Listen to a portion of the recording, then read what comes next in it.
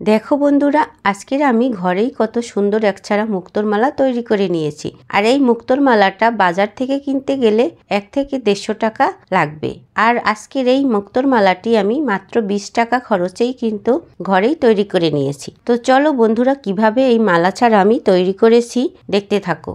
মুক্তোর মালা তৈরি করার জন্য অবশ্যই মুক্তোর পুঁথিগুলো নিতে হবে। তার জন্য আমি এখানে 2 ধরনের মুক্তোর পুঁথি নিয়ে নেব। প্রথমে নিয়ে নিচ্ছি বড় ধরনের মাত্র 13টি মুক্তোর পুঁথি। আর লাগবে আমার ছোটর থেকে একটু বড় মুক্তোর পুঁথি। এখানে অনেকগুলোই আছে। আমি যেরকম ঝুল নেব সেই রকম অনুযায়ী মাপ দিয়ে মালাটা গেঁথে নেব। তো দেখো, তারপরে নিয়ে নিচ্ছি একটা সুইচ, আর নিয়ে নিচ্ছি এক ধরনের সুতো। এই সুতাটা কিন্তু আমাদের নর্মাল সুতা নয়, যেটা দিয়ে সেলাই করি। এটা এক ধরনের রাবার সুতা। দোকানে গেলে যে কোনো দোকানেই কিন্তু এই রাবার সুতাটা পেয়ে যাবে। তো বন্ধুরা, এই রাবার সুতাটা টান দিলেই বলতে থাকে। তো এবার আমি সুইচের মধ্যে গেঁথে নিচ্ছি, আর একে একে বড় পুঁথিগুলো আগে গেঁথে নেব। বড় পুঁথিগুলো গাঁথা হয়ে গেলে তারপরে 2 সাইড দিয়ে ছোট পুঁথিগুলো ঘুরে গেঁথে নিচ্ছি।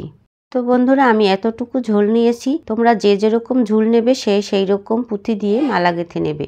মালা গাঁথা হয়ে গেছে। এবার আমি এখানে মালা গাঁথার পরে যে হুকটা লাগানো থাকে সেই হুকটা আমি এখানে দেব না, কারণ এটা যেহেতু রাবার সুতো টান দিলেই বলে যায়, তো এটা দেওয়ার কোনো দরকারই হবে না। তাই এখানে খুব ভালো করে 5-6টা গিট মেরে নেব।